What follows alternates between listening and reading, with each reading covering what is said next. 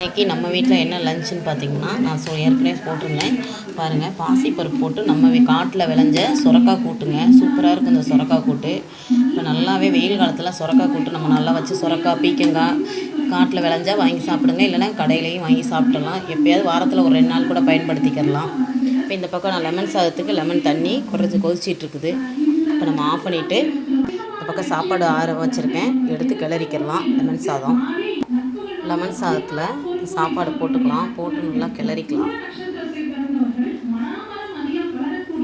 சாதம் கிளறிட்டு காட்டுறேன். இப்போ நம்ம ஜவ் கூட்டு இது சுரக்காய் கூட்டு ரெடி ஆயிடுச்சு. இப்போ நம்ம வீட்டில் லெமன் சாதமும் கிளறிட்டோம். லெமன் சாதம், சுரக்காய் கூட்டு, அப்பளம், அவிச்ச முட்டை. இன்றைக்கி நம்ம வீட்டில் இதாங்க லஞ்ச் மெனு. இந்த ரெசிபி பிடிச்சிருந்தால் லைக் பண்ணுங்கள், ஷேர் பண்ணுங்கள், மறக்காமல் சப்ஸ்கிரைப் பண்ணுங்கள். உங்கள் ஃப்ரெண்ட்ஸ்க்கெலாம் ஷேர் பண்ணி விடுங்க. நன்றி, வணக்கம்.